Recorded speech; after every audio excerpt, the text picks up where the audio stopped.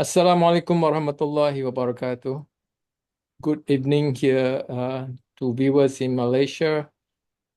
Good afternoon in Istanbul, and good morning in the US.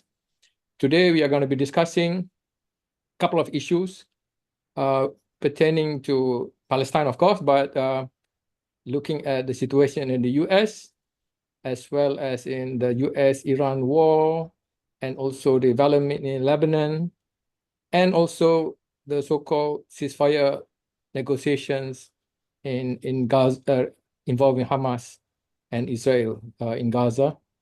And to help us understand all these issues, we are very lucky to have with us Helena Cobban, who is going to explain to us in detail what is happening on all these fronts. Before I invite her to explain to us, let me introduce her to all of you. Helena Cobban is a writer and researcher on international affairs who lives in Washington, D.C. In 1984, Cambridge University Press published her seminal study, The Palestinian Liberation Organization, the PLO. 3 of her 6 other sole-authored books dealt with political and strategic developments in the Arab-Israeli theater. The rest dealt with more global matters. For almost 20 years, she contributed to a regular column on global issues to the Christian Science Monitor and Al Hayat publication in London. And in 2010, she founded Just World Books, which has published groundbreaking titles by Palestinian, Zionism, questioning Jewish, and other authors. In 2016, she co-founded an organization, or I don't know what you can call it, institution maybe, called Just World Educational, which she now serves as president. And her most recent book, which she co-authored with Rami G. Khoury, is entitled Understanding Hamas and Why That Matters. It was published in 2024. Helena, thank you for your kind willingness to join us in this discussion this evening in Malaysia.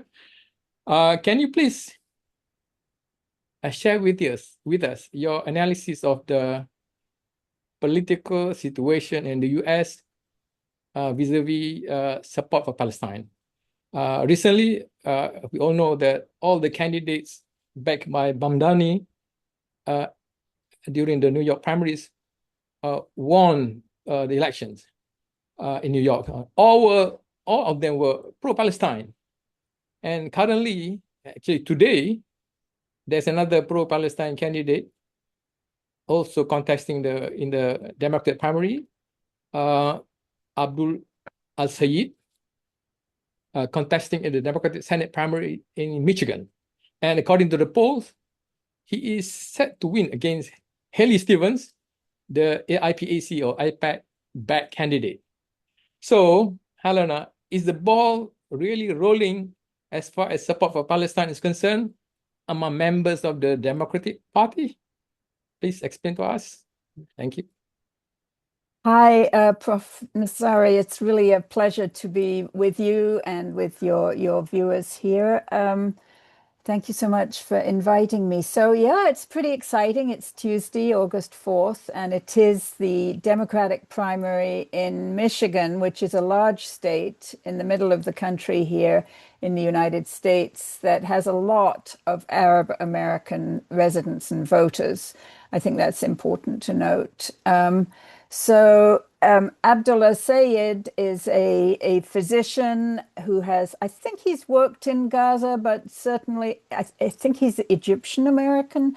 So he has been also a public health. He was the state's director of public health for a few years. So he has real strong roots in Michigan, in the public health community, and in his support for Gaza, which is fantastic because, obviously with having a lot of Arab Americans there in Michigan, there's a real chance that he can win the Democratic primary and then hopefully also the general election for this Senate seat in November, and that would be a really wonderful pro-Palestinian voice in the U.S. Senate if he can jump through these two hurdles. So his main opponent in the Democratic primary is a woman called Haley Stevens, who, as you noted, has been massively supported financially by AIPAC, the big pro-Israel lobby here. So we'll just have to wait and see. It's worth remembering that in the election of 2024, Michigan was really the center of the movement in the Democratic Party that said, we're not going to vote for Biden, and then after he dropped out, for Kamala Harris, because of their support for the genocide in Gaza. So that was a big issue. And then the Democrats in the presidential election in 2024 lost Michigan. And of course, we know they lost the national election. So there's a big issue inside the Democratic Party here as to the degree to which Biden and Kamala Harris's support for the genocide contributed to them losing the election in 2024. And that's an issue that the Democratic Party leadership has never really been prepared to deal with, because there is this big battle within the Democratic Party here over the degree to which they are prepared to continue with their long-standing support of everything that Israel does. And we know that there are some wonderful young members of the House of Representatives in Congress here, like Rashida Tlaib or Ilhan Omar, or to a certain extent, Alexandria Ocasio-Cortez, other members of the Progressive Caucus, including Rohana, who is an Indian American from California, Pramila Jayapal, a lot of wonderful up-and-coming people in the Democratic Party who are fairly strongly supportive of Palestinian rights. This is completely new in the 45 years or whatever that I've been living in this country. There has never been a movement in the Democratic Party like this. Now, in the other major party, the Republican Party, there used to be quite a sizable group of what you might call liberal Republicans who also were very critical of Israel. People like Paul Finley or Mac Mathias back in the day, you know, in earlier decades. But then more recently, the Republican Party has also been captured by the pro-Israel lobby. And now that capture by the lobby is being questioned, and there is definitely a fracture within the Republican Party as well, which I think is pretty interesting. We look at people like, why am I missing his name? Tucker? You know, Tucker Tucker Carlson? Carlson. Yeah. I mean, Tucker Carlson, who is a very influential figure. He's not a member of Congress, but he has this very, very influential podcast. And over the past few months, he has been to Palestine. He's talked to Christians and Muslims in the West Bank. He has heard and recounted their stories, and he has become a real strong feature within the Republican Party base, questioning Trump's continuing support for everything that Israel does. So it is a time of great ferment in this country. And it's, you can say that it's 70 years too late, but better late than never to have people in this country who have access to, through social media and all kinds of platforms, to the true information about what the Zionist project has been doing in Palestine. Yeah. Well, apparently, as you said just now, they are spending a lot of money, the AIPAC and the pro-Israel 65 or 17 million USD. That's a lot of money, and then all down the drain because I don't know. You will find out the result. Is it the result going to be announced today? Is it uh, of the It will probably get called this evening after the polls close. Of course, if it's yeah. close, then it may not get called until tomorrow or the day after. But I think Abdul Essay is leading very comfortably, right? No, So no, no. Don't take no. anything for granted. Okay. What about please explain to us about the recent election, the primary in New York, where three candidates won, were backed by Mamdani, right?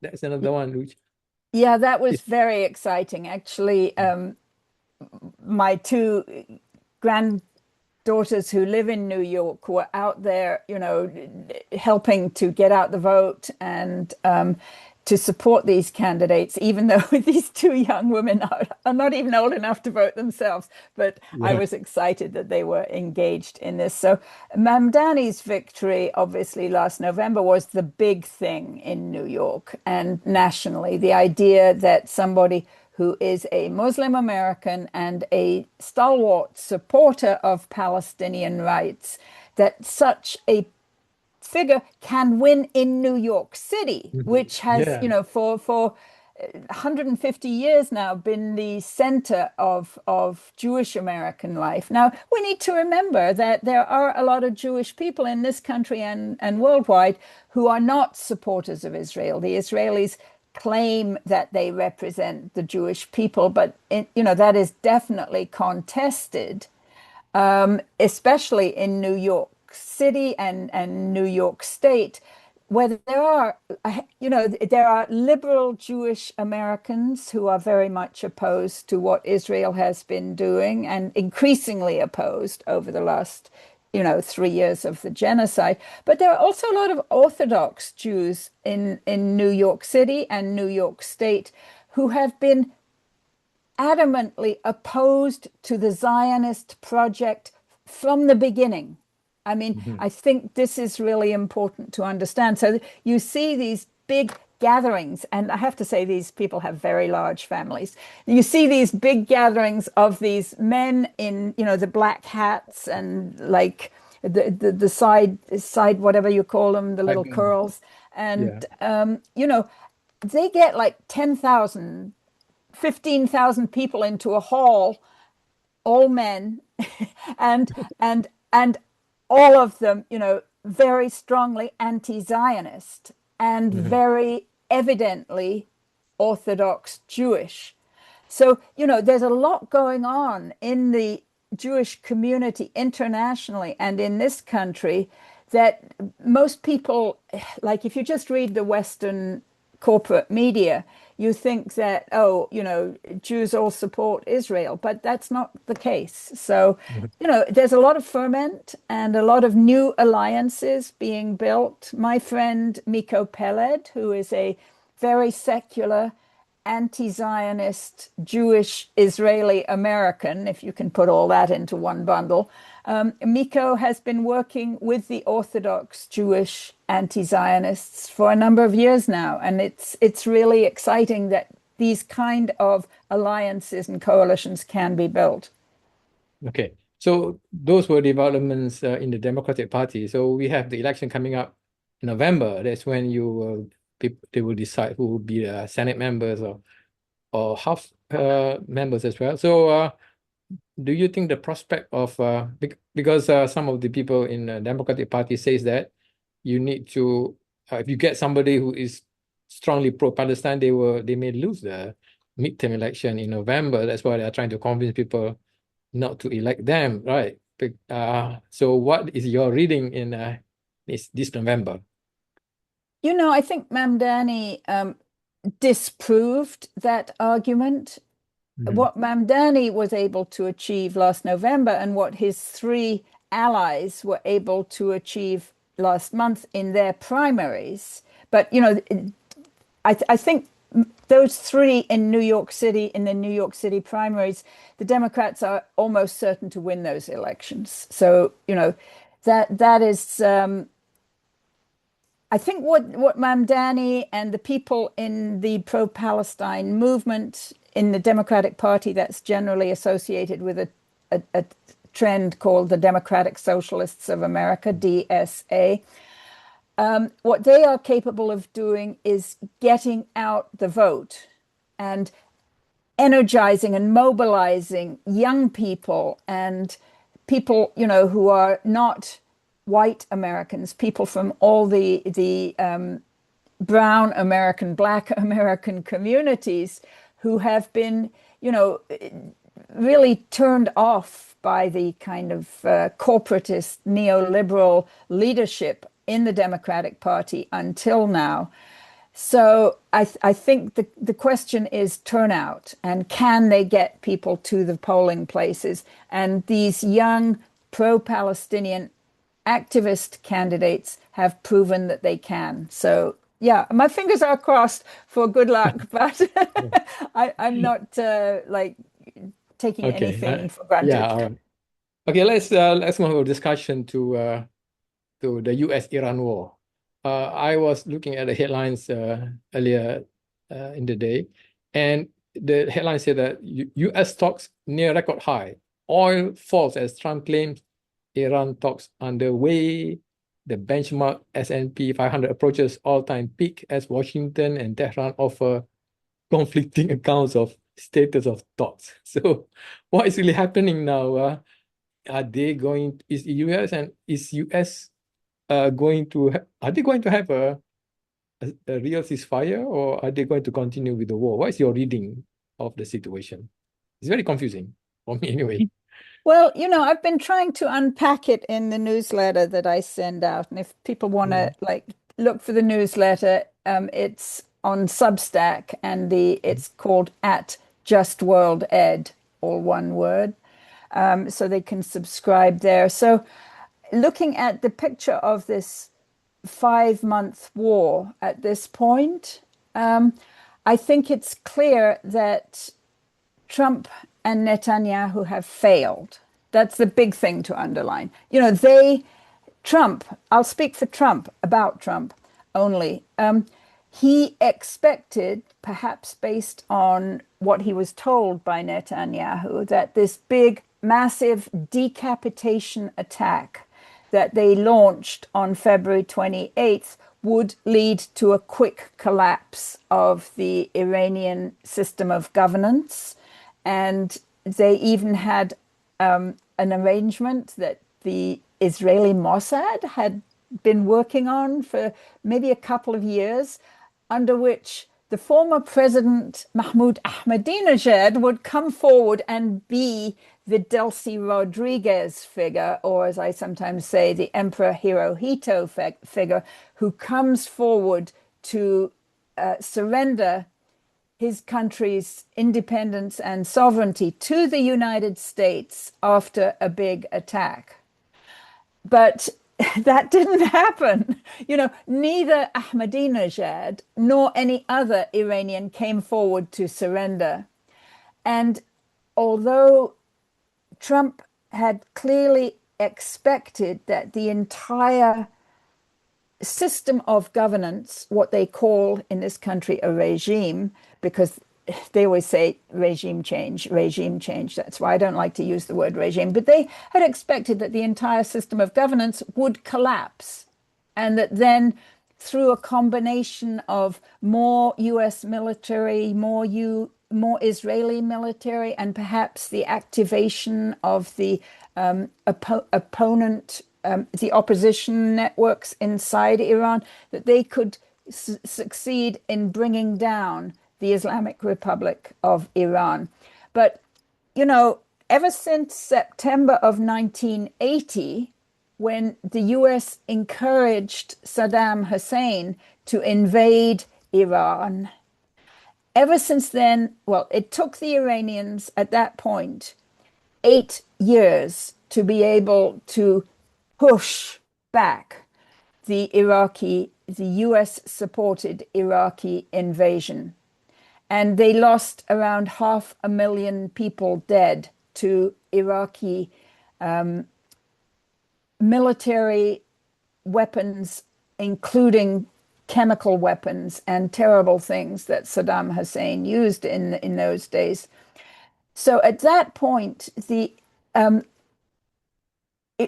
Islamic Revolutionary Guard Corps started from essentially September 1980, planning to build the resilience of not only their military capability, but also their governance structures, their physical infrastructure, their communications infrastructure, and everything else that would enable them to defend themselves against an attack like that again. So that was like, okay, how is my math? 46 years ago, September of 1980. And, Iran is a huge country geographically. It's got a lot of mountains. It has 92 million population. It's not a small place. It's not like Venezuela. So as the IRGC was planning for resilience, they dug a lot of their important military assets deep into their mountains. And across the country, and including along the very rocky shoreline along the Strait of Hormuz. So, when the Israeli and US militaries attacked Iran last June, in June of 2025, they thought they had, essentially destroyed Iran's ability to defend itself. And so, although Iran in June of 2025 was able to fight them to a stalemate, even though the US sent these massive bombers with these massive bombs and dropped them on three key nuclear facilities, Iran fought them to a stalemate in June of 2025. But I guess the US and Israel thought that Iran was so weakened by that attack last year that this year in February they could finish the job. And the Iranians proved them completely wrong. The bunker buster bombs didn't work. No, nothing worked. Even though Trump loves to brag on social media about the degree of destruction the US military has delivered. He talks with glee about, we obliterated them, we decimated them, we destroyed their navy, we destroyed their military. Now, it's true that Iran does not have a capable air defense. So the Israeli and US planes can go along certain corridors and get in and drop their bombs, deep inside Iran. But they can't drop their bombs in a way that destroys these deep dug bunkers. And although they can destroy Iranian ships on the open sea, as they did, down near India back in March, what they can't do is destroy the many little naval havens that the Iranian navy has along their very, very long and rocky coast on the Strait of Hormuz. So that's how the Iranians have these fleets of small ships that come out and can deliver drones to any ship that is violating the Iranian regulations for the Strait of Hormuz. They are essentially capable of closing the strait, which, as we know, before February 28th was completely open. So now, Trump is working overtime to try to get to a situation that existed on February 27th, and he is unable to without himself surrendering. So what's happened since February 28th is that the Iranians, first of all, were able to defend their key capabilities. They couldn't defend everything, but they were able to defend the places from which, deep inside the Zagros Mountains and the Iranian interior, where they have these, missile silos and they drive out these mobile missile launchers, bring the missile up, send it off, and it goes, some of them in the early days of the war went to Israel and hit very sensitive targets inside Israel. These missiles are guided by a basically Chinese based communication system. So they're not reliant on the US GPS system that can be spooked by the US or Israel. And they can deliver their missiles wherever they choose. So they haven't chosen recently to deliver them to Israel. They could choose to do that again. Recently, they delivered some, as we know, to US bases in Jordan, and that was very near to Israel and caused a lot of concern. And of course, they've been delivering missiles and drones very successfully over the past, intensively during the first 40 days of the war, and then in a more measured way, let us say, over the past 3 weeks against US and linked military targets in Kuwait, in Bahrain, in the Emirates, and to a certain extent in Saudi Arabia, while also very evidently issuing these very clear deterrent threats. And the deterrent threats are delivered not just to the United States, because, the United States is 9,000 kilometers away, maybe more. They're not about to send their missiles against the United States or Europe, but they can send them very accurately. And we've seen all this, on the satellite images that we've seen of how they can blow up a radar dome here, or a missile, air defense interceptor array here. They pinpoint targeting. So their deterrent message has been primarily delivered to the Saudi Arabia and its allies in the Gulf Cooperation Council, that is the Arab states bordering the Gulf. And the deterrent message is quite clear. If you help the Americans, or if the Americans, with or without your help, attack our vital infrastructure, then your vital infrastructure will get hit. And that is classic deterrence, and it has worked. It has worked to the extent that on Sunday, early in the day here in Washington, D.C., President Trump was talking about, we're going to obliterate this and that. We're going to take down the whole of the Iranian civilization. We're going to decapitate. Well, they've already decapitated once, so I don't know how they do it again, But anyway, he was issuing these blustering threats. And Saudi Arabia's Crown Prince, Mohammed bin Salman, got on the phone with him and told him, just shut up, And according to one account that I've seen, MBS also told Trump, if you attack Iran now in the way that you're talking about, we will pull all the Saudi investment out of the US treasuries. I mean, that is a serious threat.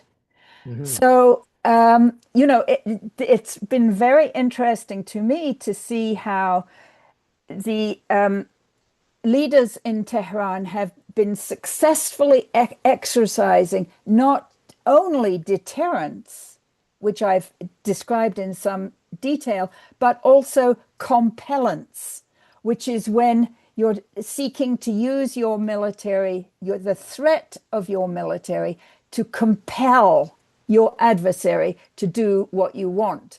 And what the Iranians are seeking right now is to compel the United States to get the heck out of Hormuz, to stop, all those military activities in Hormuz. But the Iranians have other things that they need and are trying to compel the United States to do.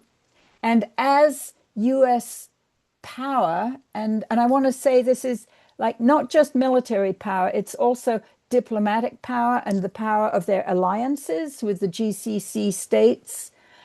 As US power becomes eroded, then the Iranians may well seek additional goals beyond what they had in the Memorandum of Understanding of June 18th. Just recalling that Memorandum of Understanding spoke about an immediate ceasefire in Lebanon and other areas of conflict. They didn't specify Gaza, and I wish they had. They still could, and the withdrawal of Israel from Lebanon and the absolute respect for Lebanon's sovereignty and territorial integrity.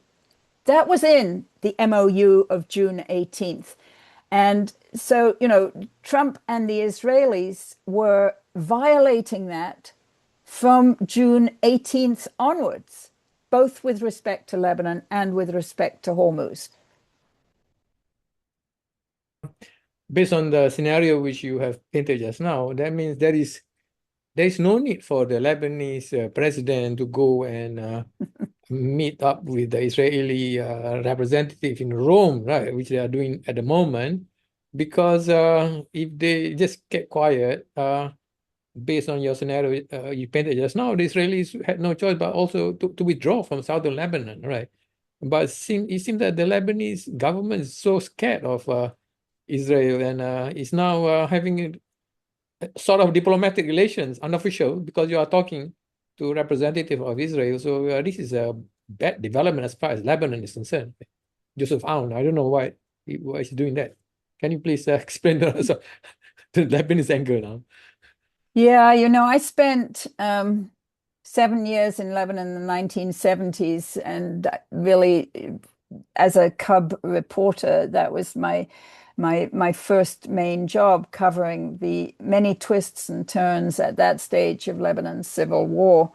So the way that I would describe what President Aoun is doing, the way I would explain it is it's pretty simple. It's the influence of money, primarily Saudi and American money.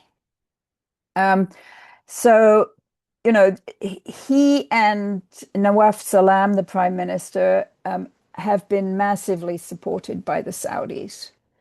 And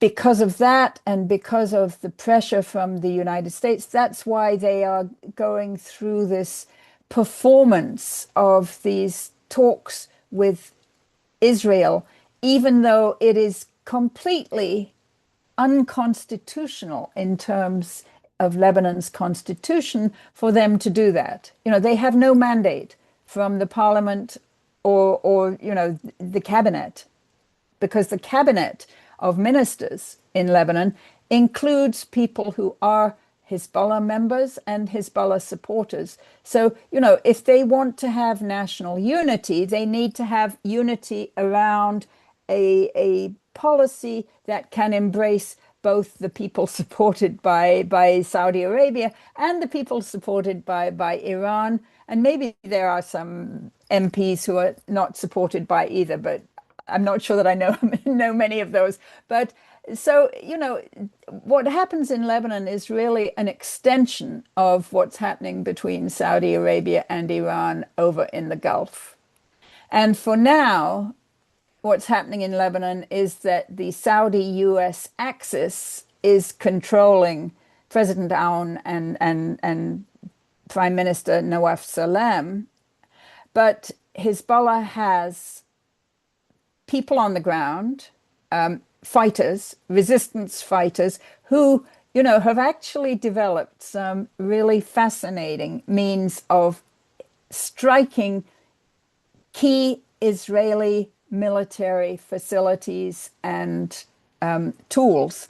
I mean, if you've seen any of those videos of Hezbollah's first-person view, one-way attack drones going in against Israeli radars, Israeli fuel tankers, all of them military targets. And what is the Israeli military doing in Israel at the same time? It is blowing up entire towns and villages. I mean, you know, back in 2006, there was a previous Israeli attempt to invade and control Lebanon, and Hezbollah fought it back extremely speedily and extremely successfully. Within around, I think, 51 days, they managed to repel the Israelis. But as part of that, what the Israelis developed was this thing called the Dahya doctrine. Dahya is just the word for a neighborhood. And what they did in 2006, they completely leveled a whole section of the southern suburbs of Beirut that everybody just calls the Dahya. And so when they went into Gaza, we know that they adopted the Dahya doctrine that they had developed in Lebanon. And then they did it in Gaza over the last 3 years, complete demolition of housing, infrastructure, all buildings. They have been doing it in nearly all of Gaza for the last 3 years, and now they brought it back to Lebanon.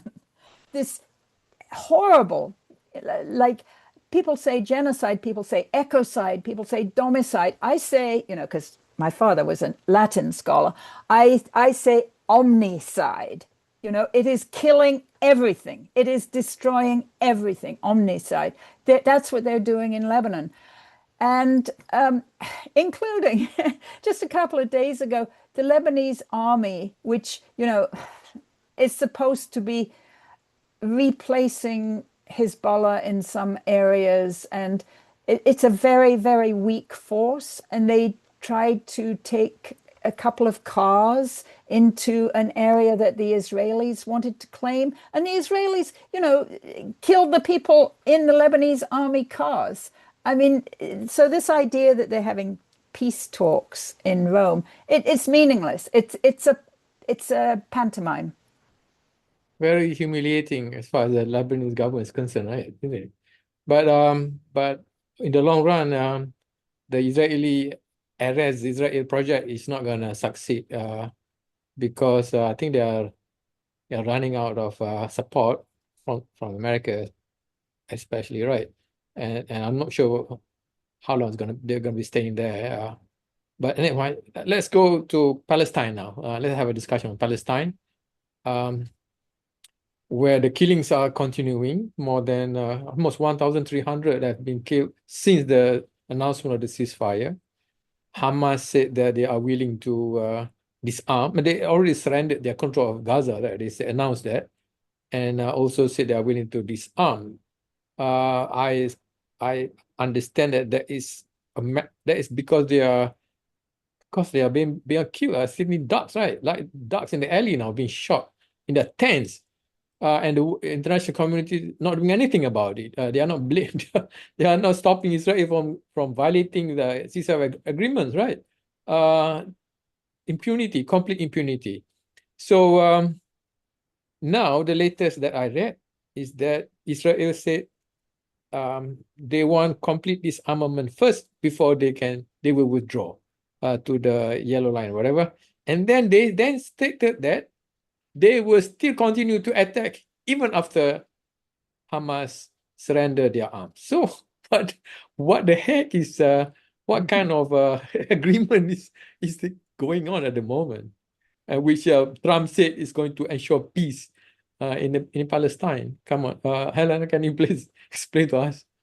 Well, first of all, everything that Donald Trump says is, I start from the baseline that everything he says is a lie. But, and we know that the ceasefire has turned out, the so-called ceasefire has turned out very, very poorly for the people of Gaza and for the resistance leadership there. I mean, to me, it is just remarkable that they have succeeded in resisting Israel's overwhelming local power for 3 years, almost 3 years at this point. That is an unbelievable achievement that has been won at huge, huge cost. So if the Hamas leadership chooses to try to save what they can by offering great concessions to the Board of Peace and to this National Council for the Administration of Gaza, which is supposedly a Palestinian technocratic body. I think currently, with its people in Cairo, and the Israelis won't even allow them to visit Gaza to do a kind of, initial survey of the needs of the people. And the Israelis won't allow the United Nations to function normal humanitarian aid to Gaza. So this, it is a stranglehold, a literal stranglehold that the Israelis have over the remaining, how many people, 2 million plus people of Gaza.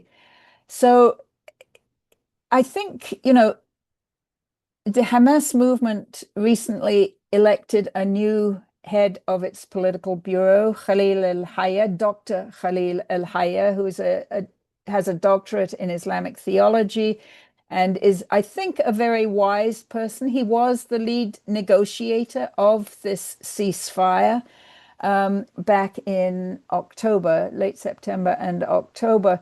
So he and his colleagues on the Shura Council have offered to, and in a sense, this is not a new offer, but they've restated their offer to submit their heavy weapons to the NCAG, or to anybody that the NCAG authorizes. They're not going to give them up to Israel. And the other thing they've been quite clear about is that this has to happen after the Israeli withdrawal back to the yellow line. I mean, you recall that the yellow line was never, it was always supposed to be a starting position from which the Israelis would then withdraw even further to the east, instead of which, since October, they've pushed forward to the west into Gaza. So getting them back to the yellow line would already be, from the Palestinian point of view, a small victory. In any peace agreement, there is always a tussle over the order in which these, the reciprocal undertakings are implemented. In any peace agreement. That's why in successful peace agreements, you usually have a neutral mediator. Hopefully, one would hope it would be the United Nations, but now it is the Board of Peace. And the Board of Peace is not a neutral negotiator at all. But if it wants to have any credibility, it needs to be able to mediate, just the timing, the modalities of who does what first and how you do it in different steps. I don't think anybody's like holding their breath and thinking that Board of Peace is about to become a neutral party. And one thing that, there are a number of interesting deadlines coming up with respect to this. And one is the United Nations General Assembly coming up next month in about 6 weeks' time. Will the General Assembly seek to and then be able to have more of a voice on Gaza and also the West Bank, I need to say, because the Israeli incursions and destruction in the West Bank have been horrendous. Will the General Assembly seek to and be able to have more of a voice in controlling the Board of Peace than the Security Council was, when the Security Council last November gave its support? To me, this was shocking, and really, it was like the Security Council signing the death notice for the United Nations as a whole, when it just gave complete control over the situation in Gaza to the Board of Peace. maybe the General Assembly can step in. And then, of course, we have coming up Netanyahu's election, which is a big factor, his election campaign. Absolutely don't hold your breath for a more moderate opponent to beat Netanyahu. I think all the credible opponents to him are fighting on a who can be more genocidal platform. But it would be interesting to see Netanyahu. I don't know. I don't really care whether he wins or not, so long as the policies of the Israelis are brought under effective control of the international community as a whole. So then the next kind of, just looking ahead, the next date on the schedule that we should look at is, of course, the US midterm elections, which will be happening, I think, about 10 days after the Israeli election is on the 27th of October, and then the midterms here are on something like November 3rd, whatever that Tuesday is. And that could change things to a great degree if the Democratic Party is capable of seizing control of the House of Representatives, and then later, or possibly even then, the Senate. But to have at least one of the houses of Congress able to control Donald Trump would be a whole new game, especially if this is a Democratic Party in Congress that has a strong commitment to Palestinian rights. So, we can look forward to that. But meantime, the situation in Gaza and the West Bank is just horrible. And if the Iranians are capable of shifting the balance across the whole of West Asia, then maybe they and the United Nations and all the other big countries that are part of that. Iran has been pursuing a very interesting diplomacy. I mentioned that they've been able to get the Saudis, they've been able to use their deterrence / compellence to persuade the Saudis to stand aside and stop Donald Trump's militarism. And they've been working, the Iranians have been working with the Saudis and the Egyptians and Turkey for quite a while now to use those three large Muslim and deeply pro-American governments to work with them for a more just order across West Asia. So I have some hope, but it's so difficult to be able to map out exactly how this is going to help the people in Gaza and the West Bank. Yeah. So I mean, I don't have much hope with the UN General Assembly because they will just issue some statement, condemnation, whatever. It's nothing going to happen out of it. There is no mechanism for them to do anything anyway. And the Iranians, well, they are concerned about themselves at the moment, of course, rightly so, because they have been attacked. But as you said just now, they are more concerned about southern Lebanon rather than what's happening in Gaza. So the Gaza situation is going to get worse and worse. The only, as I said earlier, and also in our previous discussion, that the optimism actually goes back to the United States, where the public is getting angrier and more angry at Trump. So as Trump, everybody can read now that he will just kowtow to Netanyahu, probably because of Epstein file or something, some dirty stuff there, which I think he is scared of being disclosed to the public. Maybe that's what people are saying.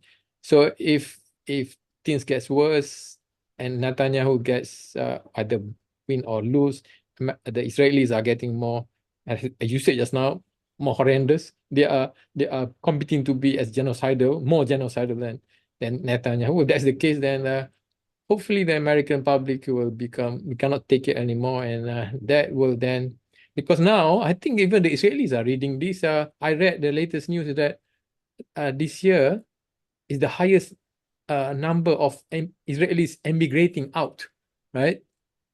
370,000 people have left Israel because they think that things are not going to improve in the future. Maybe that is so one side is you have this very pessimistic, very horrendous scenario in Gaza, but at the same time you have development that shows that actually support for Israel is weaker, and Israelis are also feeling that it's not safe to, and many of them feel that they need to get out before things get worse.